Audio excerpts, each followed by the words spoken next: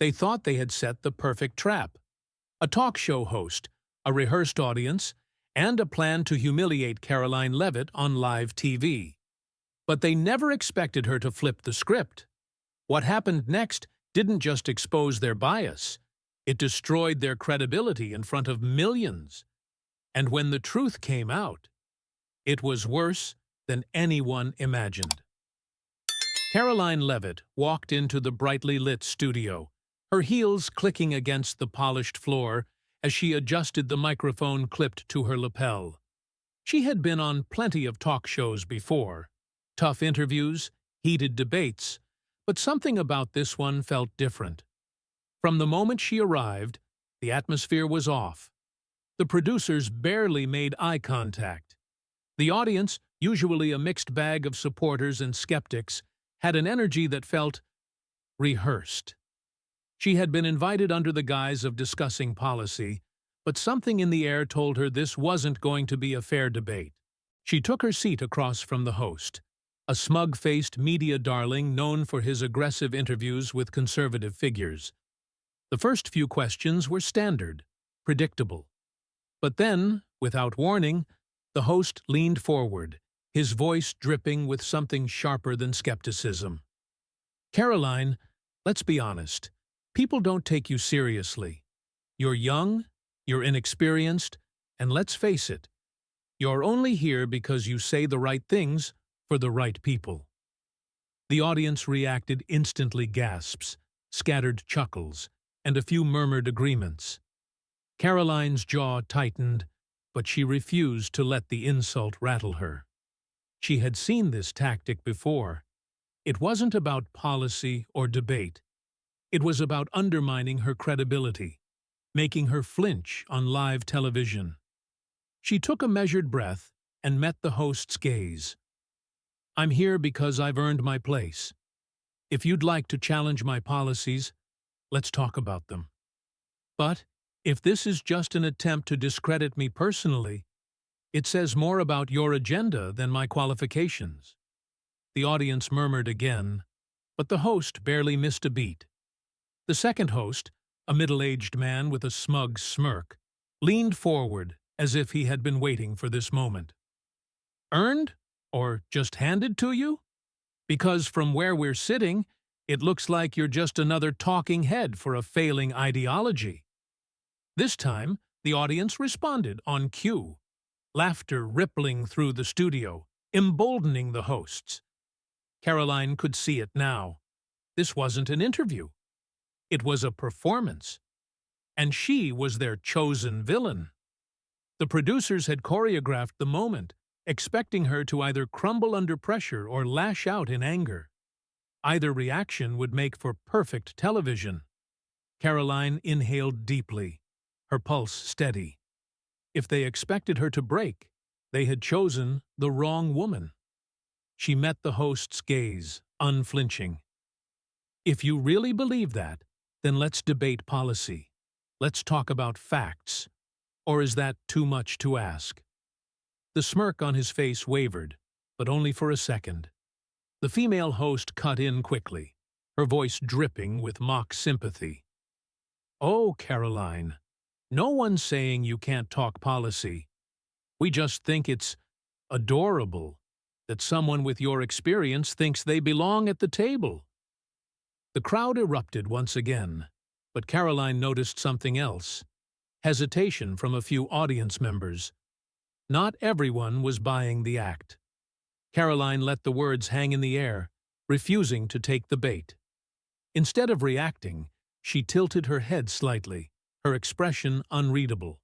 Then, with a calm and deliberate voice, she asked, "Do you always speak this way to guests you disagree with?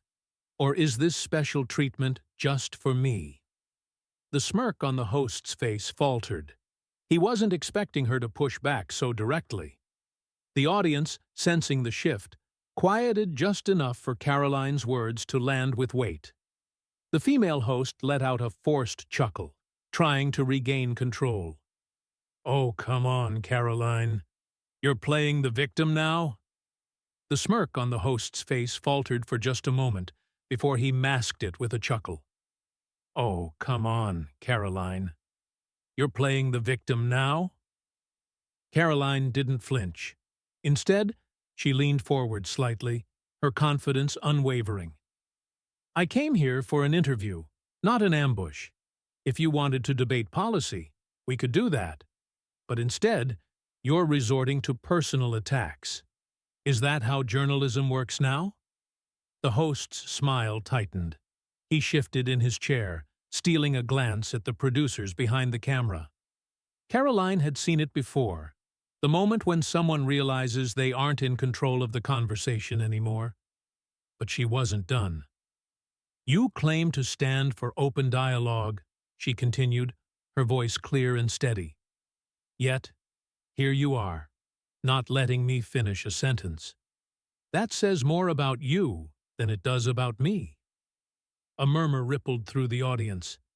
Even the other co-hosts, who had been waiting for their turn to pile on, seemed momentarily unsure. This wasn't the Caroline they had planned for, the flustered, defensive conservative guest they could push into a viral misstep. This was someone who had come prepared. The main host straightened his posture, realizing he had to regain control before things slipped further from his grasp. Let's not pretend you're some innocent bystander here, he said. You represent a movement that is actively rolling back progress. You're young, intelligent. Don't you ever feel like maybe you're on the wrong side of history? The audience chuckled on cue. It was meant to be a final blow, a moment to frame her as an out-of-touch relic despite her age. But Caroline's response was swift. She let the silence stretch for just a beat longer than necessary before responding, her voice unwavering. History is written by those who stand firm in their beliefs, not by those who pander for applause. The laughter died. The energy in the room shifted, an almost imperceptible change in momentum. For the first time since the interview began, the host looked slightly unsure. He opened his mouth to speak, but Caroline wasn't finished. I was invited here to discuss issues that matter to the American people. Instead, I walked into a setup designed to discredit me. You talk about progress, but progress isn't silencing people you disagree with. It's allowing real debate, not this circus. The tension in the room thickened. The host's fingers tapped against his cue cards. The audience, sensing the power dynamic shift, sat on edge. And that's when Caroline delivered the line that would be replayed across the internet within hours. If having convictions makes me outdated, then so be it. But I'd rather be outdated than spineless. The studio went silent for a beat before a scattered round of applause broke out. The host looked momentarily stunned before forcing another laugh. Well, he said, sitting back, I think we've had quite the discussion here today. Translation. The segment was over. The producers hurried to wrap things up, cutting to commercial before Caroline could get another word in. But the damage, or victory, had already been sealed. Backstage, Caroline's phone was already lighting up with messages. Her team had watched the segment in real time, and the reactions were pouring in faster than she could read. Some were from allies, applauding her composure. Others were from political opponents, already trying to spin the moment into something it wasn't. But the most telling reactions weren't in her inbox, they were happening online. Within minutes, clips of the interview had hit social media. Conservative influencers, media figures, and everyday Americans were sharing her words. The hashtag #spineless media started trending as users dissected the blatant bias of the talk show. Even people who weren't typically in Caroline's corner admitted the segment had been a setup. One of the most viral clips showed a close-up of the host's face the moment Caroline called him spineless. His forced smile, the slight twitch of discomfort, it was the perfect snapshot of someone realizing they'd lost control. Major conservative media outlets picked it up within the hour. Headlines ranged from Karoline Leavitt shuts down liberal host in brutal exchange to talk show host's plan to embarrass. Karoline Leavitt backfires spectacularly. But it wasn't just right-wing media taking notice. Even some neutral and left-leaning commentators acknowledged what had happened. One journalist tweeted, "You don't have to agree with Karoline to see that was an ambush." And she handled it flawlessly. Meanwhile, the network that aired the segment was scrambling. Their producers had expected a standard viral moment, the kind where their guest fumbled, giving them a soundbite to replay endlessly. Instead, they had become the story. The show's social media accounts were flooded with criticism. Viewers, even some longtime fans, were calling out the hypocrisy. Sponsors were being tagged relentlessly. And then came the part they feared most. The advertisers started pulling out. Inside the network's headquarters, chaos erupted. Executives huddled in emergency meetings, PR teams scrambled to draft responses, and producers debated whether to address the backlash or let the storm pass. They had faced controversy before, but this was different. This wasn't just an awkward moment on live television. It was a full-blown media crisis. The first sponsor quietly pulled their ads from the show, issuing a vague statement about reevaluating partnerships. Then another followed. By the end of the day, 3 major companies had distanced themselves from the program. The message was clear: they didn't want to be associated with what millions were now calling a staged ambush. The network attempted damage control. The host released a carefully worded tweet, calling the interview a lively exchange of ideas, and insisting that he had given Karoline a fair platform. But the internet wasn't buying it. Users flooded his replies with clips of him interrupting her, dismissing her points, and smirking as he tried to trip her up. Then, late that night, something unexpected happened. A former producer from the show came forward. In an anonymous interview with an independent journalist, the ex-producer confirmed what many had already suspected. The segment had been pre-planned to put Karoline on the defensive.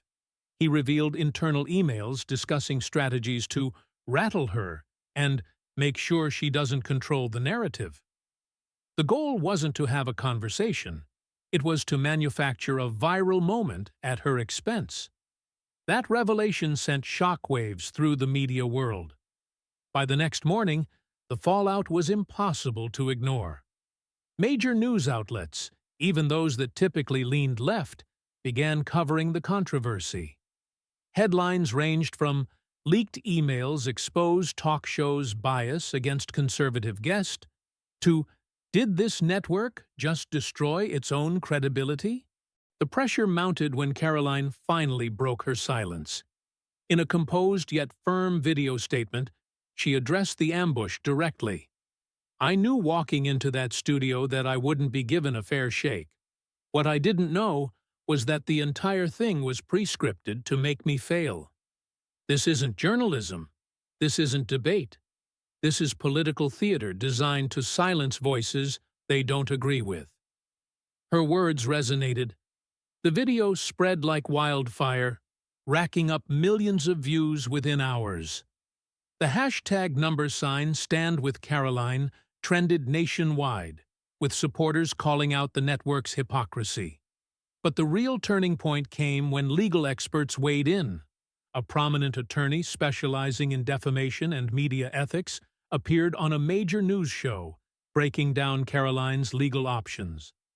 "What we have here isn't just bias, it's intentional reputational harm. If these leaked emails are authentic, this could be grounds for a lawsuit." And that's when everything changed. Because if this was happening to Karoline, how many others had been silenced before her? Was this just the tip of the iceberg? Within days, the legal firestorm had begun. Karoline's team announced that they were actively exploring legal action, and that alone sent shockwaves through the media world. The network scrambled, issuing a carefully worded statement, insisting that the interview had been conducted in the spirit of open debate, and that any accusations of bias were mischaracterizations. But the public wasn't buying it. As more internal messages surfaced, emails between producers joking about making her crack and planning the segment to expose her ignorance, the network's credibility crumbled further. Advertisers, already wary of the backlash, began pulling their sponsorships. High-profile brands didn't want their names associated with a show that was rapidly becoming synonymous with media manipulation. Behind the scenes, the atmosphere at the network's headquarters was in full crisis mode. Executives huddled in emergency meetings, debating damage control strategies. Should they issue an apology? Suspend the hosts? Double down and fight back? But nothing seemed like a winning move. Then, the moment that sent everything into overdrive. A second whistleblower came forward. A former producer, initially anonymous but later revealed to be a longtime staff member, confirmed what many suspected. The show had a history of stacking interviews against conservative guests. I was part of it. I saw the playbook. They didn't want real conversations. They wanted viral moments, takedowns. If you weren't on their side politically, they set you up to fail. That was the final nail in the coffin. As the revelations poured in, public sentiment turned from outrage to a demand for consequences. The network's PR team struggled to contain the growing wildfire, but it was too late. The show's ratings plummeted as viewers from both political sides began questioning its integrity. Even those who had once defended the hosts now distanced themselves, unwilling to be associated with a scandal that had taken on a life of its own. Karoline, for her part, remained composed. She issued a single statement. The truth is out. This was never about me. It's about fairness, integrity, and accountability in the media. The American people deserve better. She didn't need to say more. The facts spoke for themselves. Then came the final, crushing blow. The network quietly canceled the show. The official announcement framed it as part of a broader programming shift, but no one was fooled. Insiders leaked that top executives had pushed for the decision after advertisers made it clear they wouldn't return. Too much damage had been done. The once influential talk show, built on a reputation for hard-hitting debates, had collapsed under the weight of its own deception. And Karoline? She didn't just survive. She thrived. With her name now cemented as a rising voice in conservative politics, her influence skyrocketed. She received offers for book deals, exclusive interviews, and speaking engagements across the country. But instead of focusing on personal victory, she used the moment to advocate for media accountability, pushing for transparency in political coverage. As she stepped onto a stage at a packed conservative conference weeks later, the crowd erupted into applause.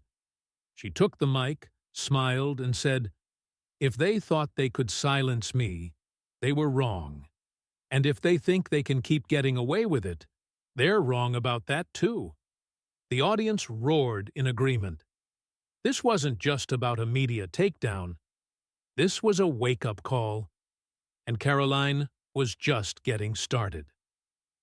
Thank you for watching and being part of the Soul Stories community. If this story moved you, don't forget to like, subscribe, and share it with someone who needs to hear it. We bring you powerful stories every week, so make sure to turn on notifications so you never miss one. See you in the next story.